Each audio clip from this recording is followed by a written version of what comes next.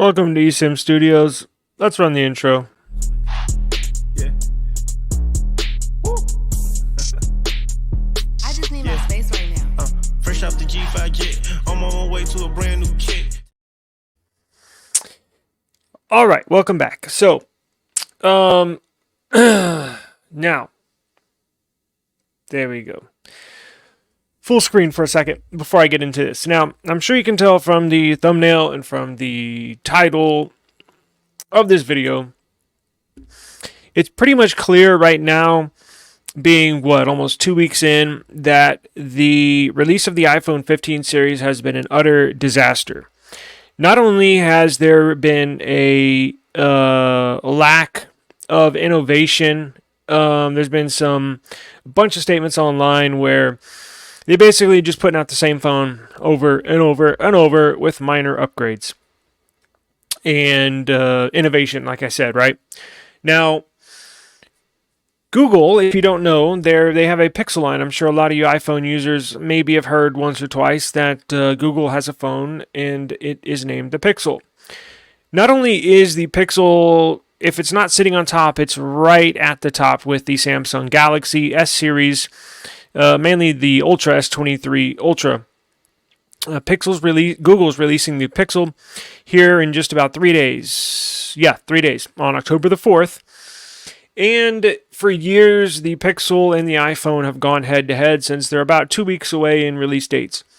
Every year, Google increasingly puts out and produces a much better phone than the previous generation. Not only with looks, which iPhone can't even say, because they've been stuck on the same look for, 4 or 5 years, but also in innovation, as far as not only with upgrading sensors and components, hardware components inside the device, but also with machine learning and AI. Now, this new Pixel 8 series, the Pixel 8 and Pixel 8 Pro, is expected to be the benchmark for AI on a cell phone and AI machine learning that's actually computed on the device. It has its own NPU that basically handles all of the machine learning and AI on the device. So, I've been doing a bunch of basically searching online for reviews of the iPhone. We have an iPhone 15. Gave it to a child. Not the Pro, not the Plus, not the Pro Max, just the base iPhone 15. They wanted it very bad. I was against it because we're typically an Android family here, but whatever. We've been getting a ton of bad reviews. I have been seeing a ton of bad reviews for the iPhone 15 series. Now, I wanted to show you a review. This is from the YouTube channel Tech Odyssey. Now, I'm going to @ Tech Odyssey, and I'm also going to link this video I'm about to show now in the description box. So I'm going to credit where it came from. I'm not going to just steal it and put it out there. And I encourage you to go follow Tech Odyssey. I've been a subscriber of his channel for years. Actually, really cool guy. Does a ton of very good videos. So I do encourage you to go follow his channel. But he put a video out. I chopped it down to just a few minutes of the main talking points of the video, so I'm not going to sit here and play the whole video. It's just a couple minutes, but it chopped it down into a smaller version for y'all so we can kind of review it. And interesting, his experience with this iPhone 15. Now, he's got the 15 Pro, but I want to show you everything he's saying. Now, let's get into it real quick. The iPhone 15 Pro is probably the most disappointing iPhone experience that I've ever had. I have already 11 charging cycles in 8 days. I'm going on my 12th charging cycle. I just had to put it on the charger again. There have been some snafus, right? We've talked about there have been some heating issues. So hold up. He said he's going on his 12th charging cycle in 8 days. So he's basically had it by around that time. After a week, your phone should learn you how you use the device, what services to run in the background, which ones to kind of basically freeze because you don't use them. So after about a week, your phone should learn how you use your device and the battery life should get better. He's basically saying his battery life has not gotten better, and he basically has had 12 full charges on only 8 days of use. That means there's multiple days of him having to charge the phone twice a day. So bad battery life right off the bat. There's two different distinct heating issues with this phone. One is when it charges. The other is when it just randomly gets hot while you're using it. Mine still flares up. I'll just be randomly doing something like scrolling through Twitter or Instagram or whatever, and then it's like, wow, why is my phone hot? Yes, previous iPhones were more durable. Now they've sacrificed a little bit of that durability to make it easier to replace. So hang on one second. He's saying he has heating issue. Again, it's been, I'm going to repeat this over and over and over, okay? And I'm sorry if y'all get tired of it, but this is a major issue for Apple. We put out the very first video on YouTube explaining and expecting how we anticipated this being a major issue for Apple. And yes, it's become a major issue. Now, they said, let me see if he says it, and then I'll explain. Yes, previous iPhones were more durable. Now, okay, he's going on to durability. Apple has put out a statement saying, just I believe this morning, saying, yes, we know the overheating is an issue, and we are going to put out a fix soon. Meaning, they're going to push an update out that's going to fix the heating. Now, somebody on Reddit mentioned that it was the Instagram app that was heating the device. That might be true, but that's not the initial and major cause of the overheating. I'll just briefly describe, we break down exactly why it's overheating. If you go in a previous video, what's the main issue is not an app.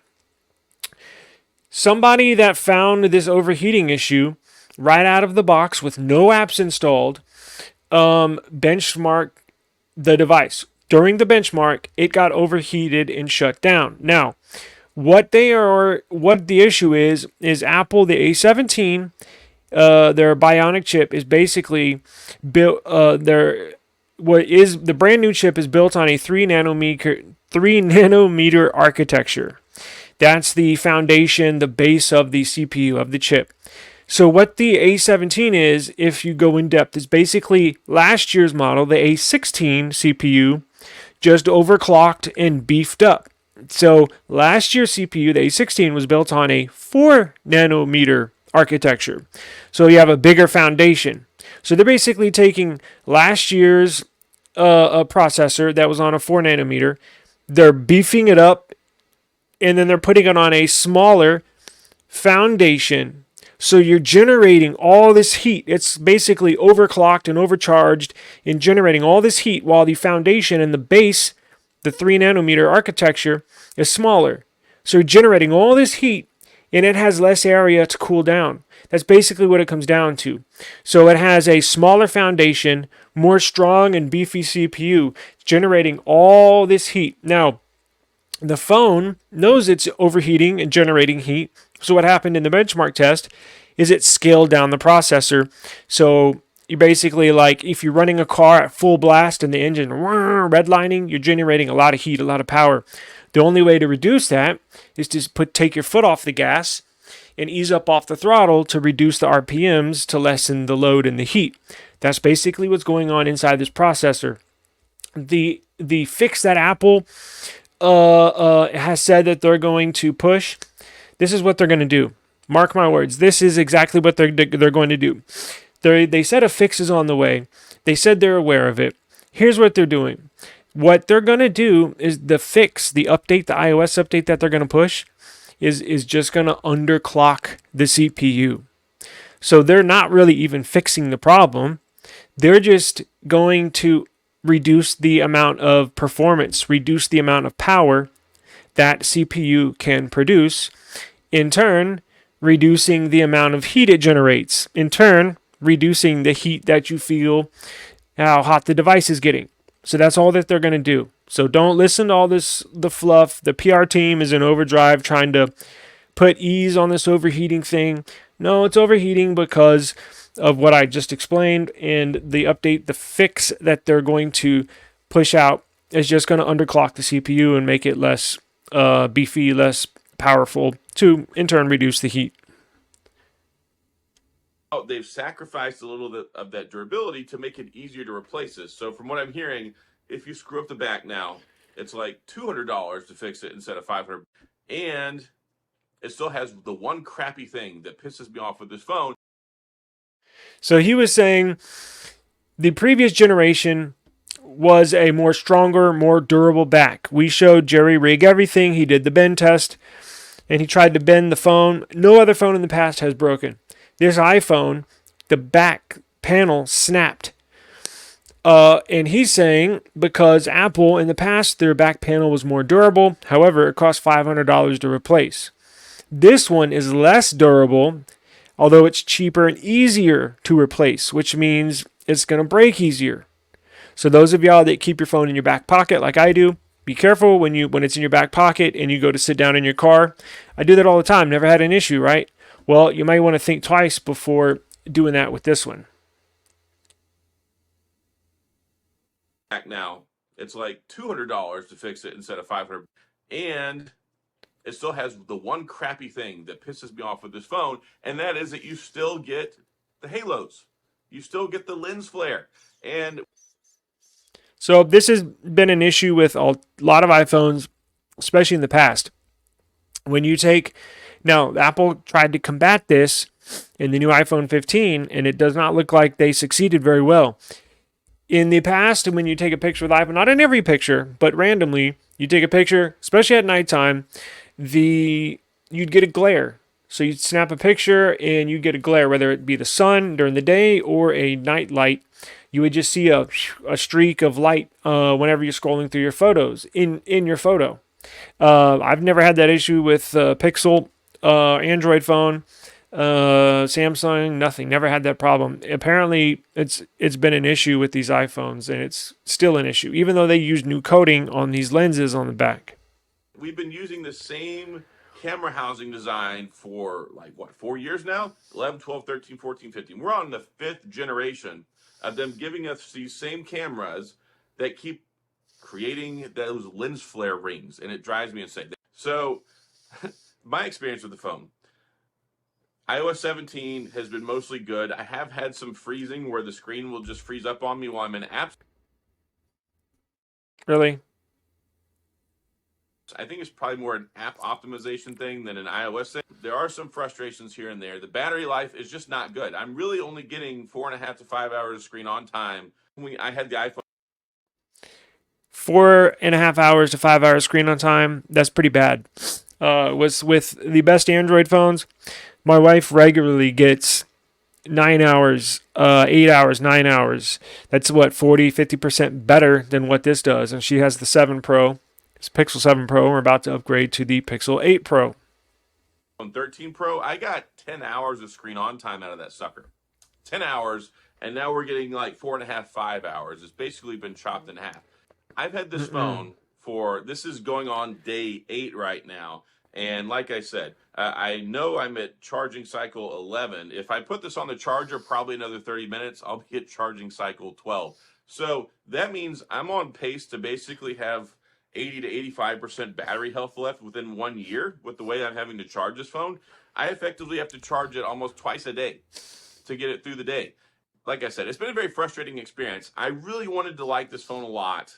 And there are things I do like. I love the flashlight. Well, the action button that I programmed for the flashlight. USB-C's even been nice. It was so cool that I went to New York City and I just carried one charging cable. That was it. One charging cable. You heard it from Tech Odyssey.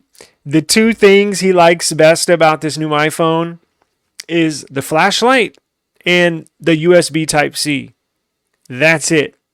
And now, that's pretty bad if your 2 favorite things is a charging port and a flashlight. Now, it was the action button, but he's using it as a flashlight. So that wraps it up for the video. But thank you, Tech Odyssey. I will source your content in the description box. Now, the Pixel 8's coming out, right? We got the Pixel 8 coming out here in just a few days. I can't guarantee you it's going to be buttery smooth release, right? Like I can't tell you nothing's going to be wrong with the device. I can't tell you that it's going to be a major success and this is going to be the best device ever.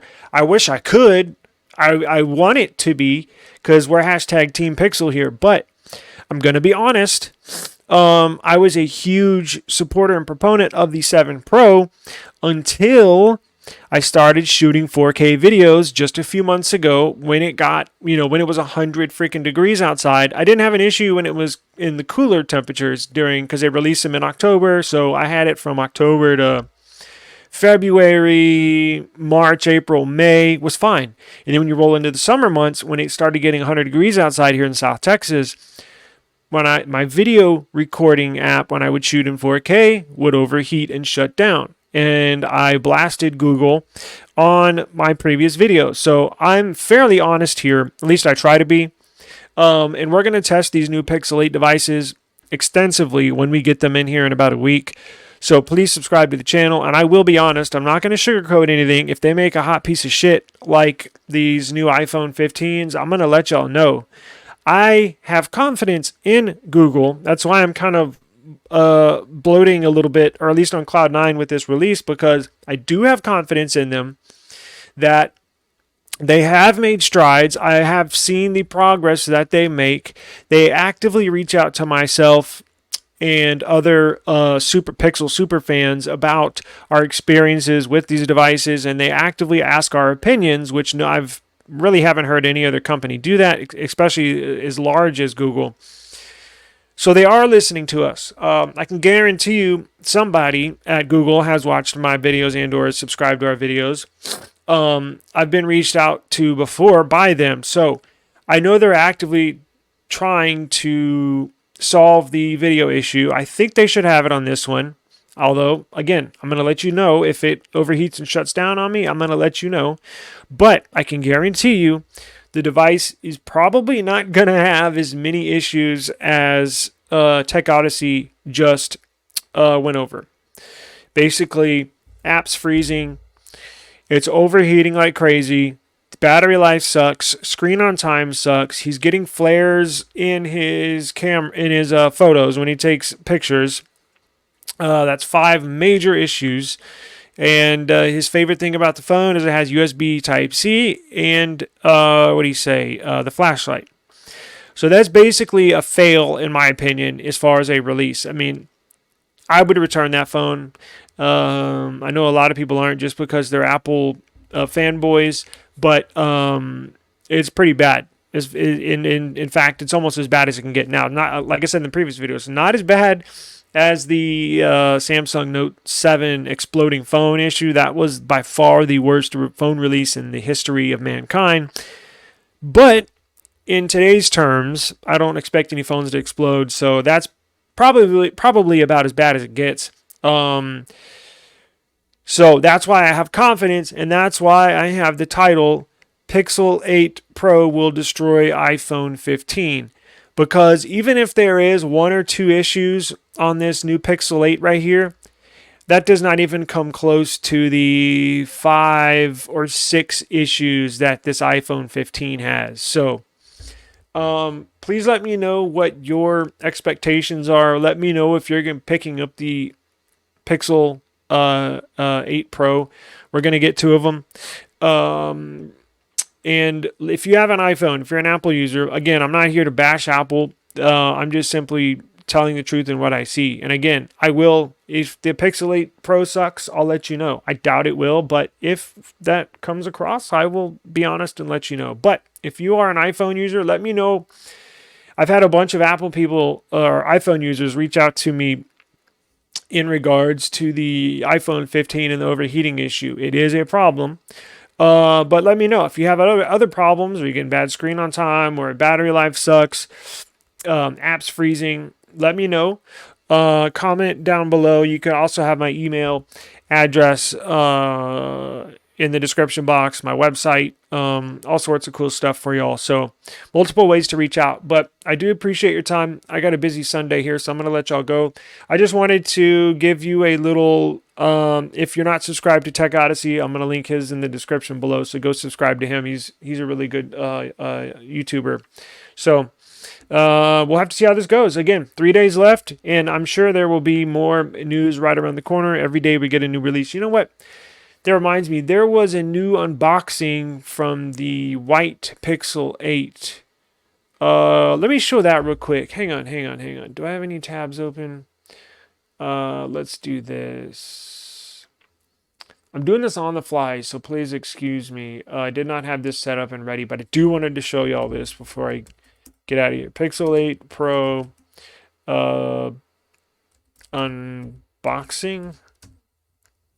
Let's go to...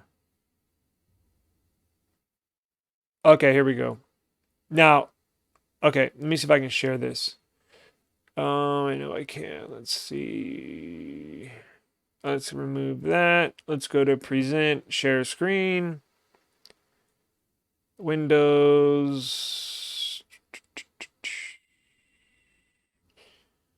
Well, that sucks. Hang on one second. I know what to do. Just give me just a second. Now, I was saying yesterday, from the Pixel, check this out, from the Pixel 7 series to the Pixel 8 series, it reminded me of